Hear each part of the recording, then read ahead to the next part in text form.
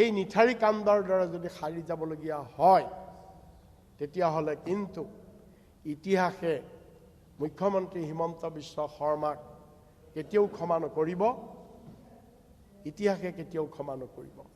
আমি সেই কথাটোৱে কৈছোঁ। আমি কংগ্ৰেছ দলে আমি শেষলৈকে আমি লক্ষ্য ৰাখিম, আদালতৰ প্ৰত্যেকটো কাৰ্যক্ৰমণিকাৰ ওপৰত আমি লক্ষ্য ৰাখিম।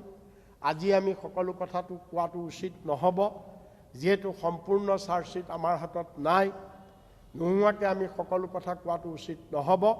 কিন্তু আমি ছেকশ্যন কেইটা পঢ়ি আমাৰ যিটো ধাৰণা হৈছে তাৰ পৰা যিটো তাৎক্ষণিক প্ৰতিক্ৰিয়াত আমি কৈছোঁ যে এইখন এখন দুৰ্বল চাৰ্জশ্বিট, এইখন এখন অতি দুৰ্বল চাৰ্জশ্বিট, এইখন এখন অতি পালমৰা চাৰ্জশ্বিট।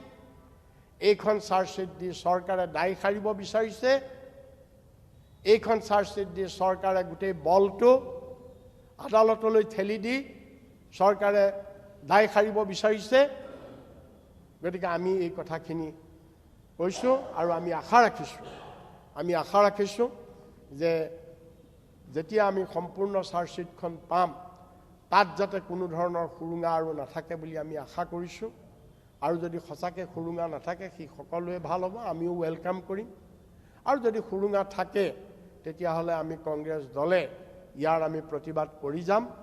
আৰু এতিয়া আদালতত বিচাৰ হৈ শেষ মুহূৰ্তলৈকে আমি কংগ্ৰেছ দলে আমি ইয়াত তীক্ষ্ণ দৃষ্টি ৰাখিম যাতে জুবিন গাৰ্গে ন্যায় পায়, তেওঁৰ হত্যাকাৰীয়ে যাতে উপযুক্ত শাস্তি